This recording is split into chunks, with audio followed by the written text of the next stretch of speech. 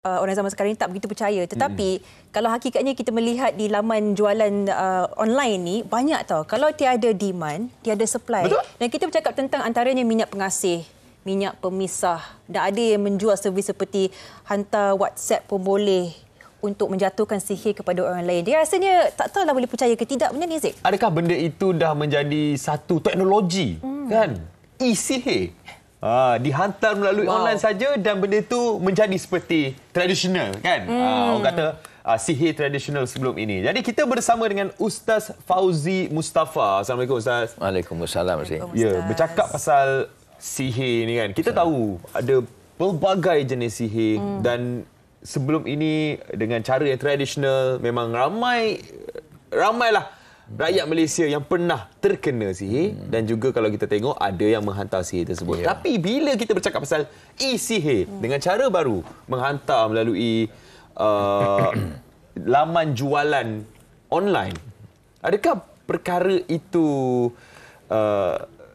menjadi, Ustaz? Adakah sama macam tradisional dulu? Ada kesan lah kan? Adakah ada kesannya? Okey. Terima kasih Haziq. Terima kasih semua yang menonton pada pagi ini. Bila cerita tentang sihir ni, ada yang menipu pun ada, temberam pun ada sebenarnya. Tukang sihir temberam pun ada, tukang sihir betul pun ada sebenarnya. Okay, betul. Bila kita sebut sihir ni, dia mesti ada gabungan manusia yang memang hasad dengki ataupun dia bisnes. Yang kedua, memang kena ada jin, setan yang akan menjadikan sihir itu berkesan. Yang ketiga, dia kena ada bahan. So kalau dalam sihir itu yang kita tengok tu bahannya lah. Minyak pengasih, minyak cenuai, minyak pelaris, minyak pendinding, minyak awet muda, minyak apa lagi. Itulah kan. Macam-macam minyak sihir. Tapi kita tak nampak mana elemen yang satu lagi, yang kedua tu jin ataupun syaitan. Okey, tak apa. Katakanlah bagi saya lah bila sebut tentang sihir ni, produk-produk yang dijual melalui internet semua kan, kita boleh langgan, kemudian dia akan sampai ke rumah kita kan. Adakah dia pure, asli, original ataupun tidak? Tadi kan keberkesanan dia bergantung kat situ. So bila kita lihat, katalah bagi saya lah prosesnya panjang sebenarnya. Katalah minyak pengasih, minyak dagu katakanlah contohnya. Haziq, minyak dagu ni bukan macam minyak masak macam tu. Guna terus jadi. Dia prosesnya ialah kena tunggu dulu ada orang meninggal. Ada orang meninggal, dan meninggal tersebut yang paling mujarab sekali meninggal dibunuh. Yang kedua, meninggal perempuan hamil anak sulung. Yang ni dicari-cari, ditunggu-tunggu di tukang sihir. Bukan senang, bukan dalam masa 1 bulan tu ada orang meninggal macam ni kan. So satu. Yang kedua, kalau ada orang meninggal, dia terpaksa keluar tengah malam. Hari dikebumikan mayat tu, tengah malam dia kena keluar, pergi kat kubur tu, kena gali mayat. Gali kubur. Effort tu. So, kerja bukan senang, proses tu. So, menggali kubur ni setengah jam, 1 jam. Tengok kepada tanah keras tak keras kan. Kemudian dah gali kubur, keluarkan mayat pula. So, dia kena ada satu lilin, dia kena letak kat dagu. Minyak dagu kan? Minyak dagu tu minyak pengasih kan? Tak ni nak tunggu lama pula, setengah jam, 1 jam ataupun 2 jam pula nak keluarkan minyak. Bukan banyak. Sikit je. Minyak, bukan banyak minyak sini, minyak dagu ni sikit je. Sikit saja. So, kemudian malam tu dia akan proses. Mesti ada pemujaan.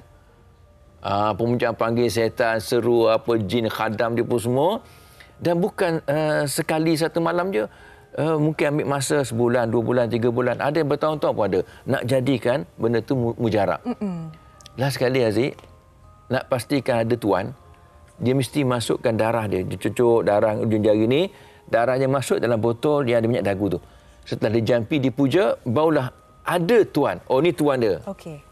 Ustaz, maknanya proses tu susah sebenarnya. Kita melihat prosedur yang begitu banyak, yang tidak begitu mudah, sangat-sangat kompleks. Tapi Ustaz, bila kita menyentuh tentang e-sihir ni, ada yang dikatakan juga boleh membuat servis hantar sihir kepada seseorang menerusi email, message di telefon bimbit kita. Ini mungkin berdasarkan ayat-ayat yang dihantar secara mengejut. Komen Ustaz tentang perkara ini. Okey, dia boleh berlaku. Sihir ni melalui email ke, WhatsApp ke, telefon kita lah, dia boleh berlaku sebenarnya. Sihir ni. Tapi mesti orang yang menghantar tu memang dah ready. Aku nak sihir dia, So syaitan tadi akan ikut gelombang. Dia mudah je, dia bukan ada fizikal syaitan, iblis, jin ini. Dia ikut gelombang. Dia boleh terus melalui handphone. Sebab itu disarankan kepada kita semua. Memang kita akan tengok handphone lah. Mana ada orang tak tengok handphone kan? Saya pun tengok handphone. Handphone satu keperluan. Tapi pastikan pagi-pagi lepas kita sembahyang subuh, pastikan mata tengok Quran dulu. Mata tengok Quran dulu. Itulah dia punya pelindung dia. Pelindung mata kita tengok Quran, mata tu dilindungi. Kalau ada dihantar ke WhatsApp, insya-Allah ada satu pelindung dekat mata kita, dia boleh screen dah. Ini sihir takkan kena. Ya. Pertama memang dalam dunia bisnes kita tak nafikanlah memang ada iri hati, ada hasad dengki. Ya, orang tak puas hati dengan produk kita atau bisnes kita yang maju. So dia dah terbuka dah pintu untuk ada orang dengki, dia gunakan cara sihir, cara ilmu hitam. Yang kedua, bila kita masuk dalam Facebook, kita nak iklankan produk kita, kita nampak muka kita, nampak badan kita kan, itu lagi peluang yang cerah untuk tukang sihir yang dengki tadi tu menyihir kita. Jadi saya rasa tak pelik kalau benda tu berlaku. Sebab itu bagi saya lah, kalau produk-produk tadi kita minta pekerja kita yang highlightkan, dia yang iklankan. Saya pekerja saja, apa semua orang takkan sihir pekerja. Orang akan sihir dia punya owner. Ya. Jadi mungkin kalau anda pernah ada pengalaman disihir ataupun isihir ini, mungkin anda boleh telefon kami. Ini nombor taliannya, anda boleh telefon kami sekarang, boleh dapatkan penjelasan sebenarnya daripada Ustaz hari ini. Jadi Ustaz, ya, saya nak tertanya sebenarnya Razik. Ustaz, adakah terdapatnya cara untuk kita, kalau dia terkena sihir, kebiasaannya kita tak tahu, kita tak sedar. Adakah terdapatnya antara simptom-simptom seseorang itu terkena sihir atau perniagaannya? Macam mana Ustaz? Ya. Kita takkan tahu kita kena sihir. Takkan tahu langsung. Sebab kita dikuasai oleh makhluk lain sebenarnya. Kadang kita bercakap pun kita tak boleh kontrol percakapan kita dah. Kita cakap kadang-kadang ada seorang kena sihir, dia cakap dia pandai, memang pandai speaking. Dia boleh jadi MC dalam satu majlis. Lancar, fasih, tapi disebabkan orang dengki kat dia, dia bercakap, dia akan keluar perkataan binatang-binatang, disebut nama binatang, dia mencarut. Jadi dia tak ada kontrol, lah. Termasuk tindakan kita. Dan kita tak tahu kita kena sihir. Sehingga orang paling rapat dengan kita, dia akan tahu, oh, suami aku kena sihir, isteri aku kena sihir, anak aku kena sihir, pasangan kena sihir, kawan sepejabat kena sihir. So, biarlah kawan-kawan tadi membantu kita. Dan dapatkan rawatan secara cepat. Sebab dia baru kena sihirkan, insya-Allah dia baru tu lagi senang kita nak rawat dia. Ya, untuk merawat tu sebenarnya kita sendiri dari awal kena mencegah. Daripada kita, macam Ustaz cakapkan tadi lah, ada banyak sebenarnya langkah pencegahan. Betul. Supaya kita dapat elakkan daripada disihir. Mungkin Ustaz boleh kongsi dengan kami apa antara langkah-langkahnya Ustaz? Saya nak berkongsi dengan semua penonton MHI pagi ni. Ini pengakuan tukang sihir sendiri. Pengakuan tukang sihir. Tukang sihir. Dia menyatakan bahawa dia kata antara banyak-banyak mangsa yang paling sukar kami nak sihir adalah mangsa yang bernama orang Islam. Sebab apa? Sebab orang Islam dia jaga solat 5 waktu. Jaga solat 5 waktu dan lepas solat berdoa. Kan kita ada zikir kan, kita berdoa kan. So berjaga solat, kemudian ada zikir lepas sembahyang, ada doa. Paling susah kami nak sihir. Sebab apa? Sebab dia kata seakan-akan bila kami nak sihir, ada satu kubah pelindung yang melindungi orang tersebut.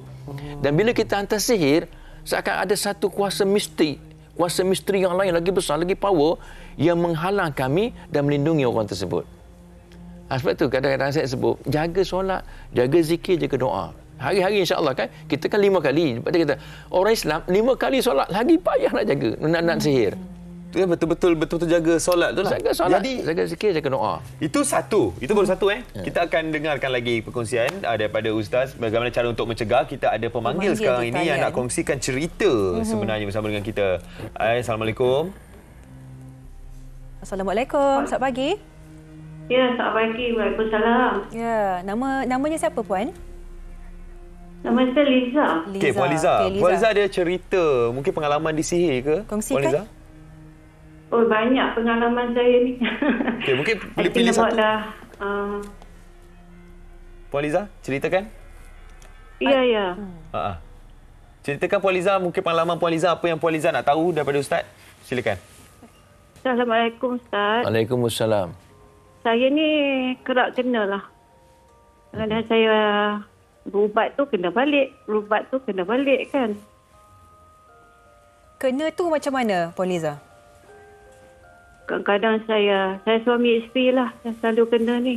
Kadang-kadang tekak kita gatal. Ya, lepas tu bila masak kan, basi lauk tu. Okey. Basi.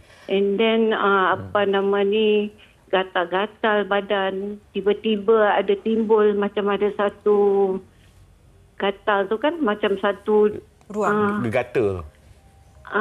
Betul. And then I dengan my husband ni kerap aja Bergaduh. Padahal hal kecil je. Tapi dia punya meletup tu macam apa orang cakap ni? Meletup lah macam tu. Puan Liza sedar ke? Puan Liza sedar ke mengenai perkara ini dan Puan Liza tahu ke daripada mana datangnya sihir ni? Ada dapat mesej ke orang hantar barang kat rumah ke? Macam mana, Puan Liza? Dia selalu, saya ni dah... Ya, Puan Liza? Puan? Puan? Ya. Daripada mana datangnya, Puan? Mungkin Puan boleh share? Tapi saya suspek daripada gambar lah. Gambar. And then mungkin kawan yang rapat yang mengenali kita ni. Faham. Yang mengenali kami berdua ni. Ini yang paling saya tengok yang Puan sedar Jadi itu adalah cerita Puan Liza. Terima kasih Puan Liza. Ustaz. Bila kita mendengar penceritaan seperti ini, mungkin antara suspek utama kalau kita terkena adalah orang yang lebih rapat dengan kita. Komen Ustaz. Gini, bagus juga banyak input yang berguna kita boleh kongsi dengan Puan Liza tadi. Ada beberapa perkara. Yang pertama saya nak sebut ialah kita jangan mempamerkan sangat dan jangan menunjukkan sangat dengan gairahnya di media sosial kebahagiaan kita, kemesraan kita suami isteri dalam media sosial lah. Jangan. Sebab ada orang yang tak suka, ada orang yang dengki, ada yang cemburu, ada yang iri hati. Kadang dia bertindak luar jangkaan kita. Kita bincang tadi kan. Dia bertindak, kadang kita rasa pelik sampai tahap dia boleh sihir kita. Dan barangkali dia pun, dia kata aku nak pick up suami dia pula lah. Contohlah kan. Lagi kena. So, jangan pamerkan sangat lah. Sikit-sikit boleh. Sikit-sikit jangan terlalu kerap dan jangan terlalu...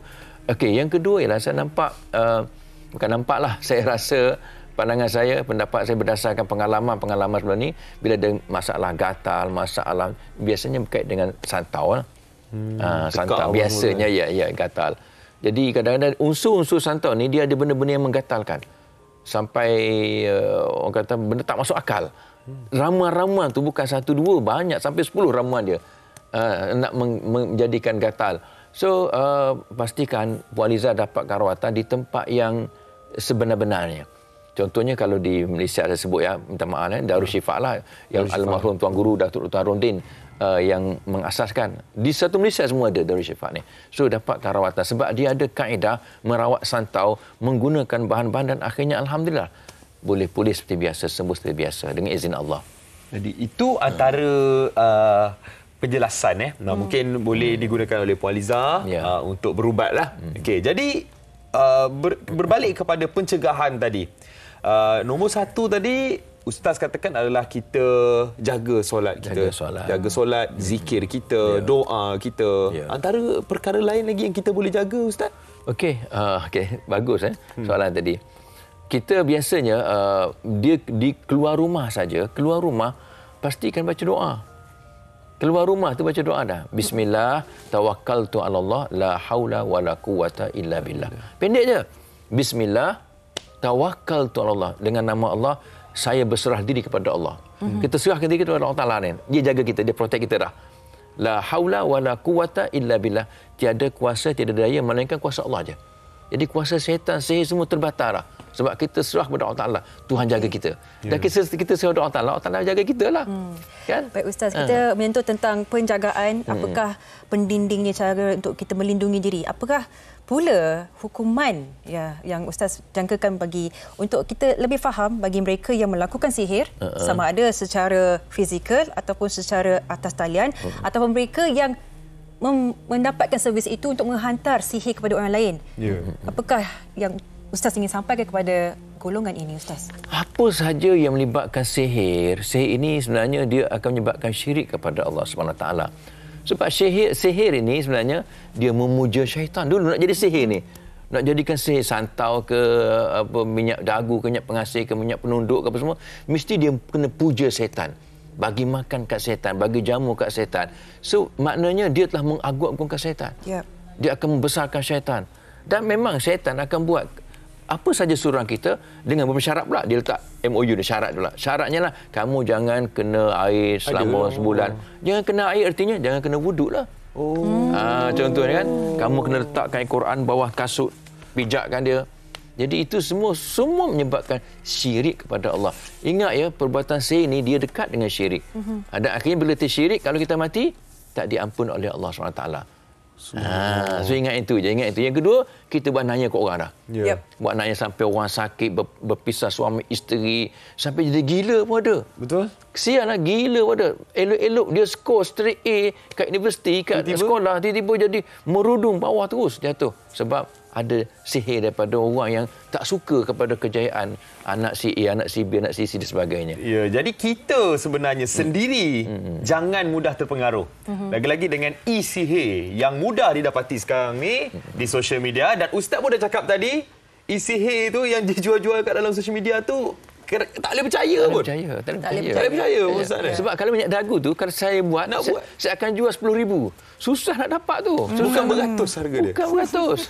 Ya, mahal dan memang seboleh-bolehnya elakkanlah. Dan semoga, kita doa Ustaz semoga kita, keluarga kita dijauhkan daripada perkara-perkara seperti ini. Amin ya rabbal alamin. Alright, jadi itulah dia perkongsian daripada Ustaz Fauzi. Kita ucapkan terima kasih. Terima kasih memberikan kita peringatan kepada semua. Kita juga jaga diri kita, lakukan apa yang perlu untuk memberikan perlindungan kepada diri kita dan juga keluarga baik.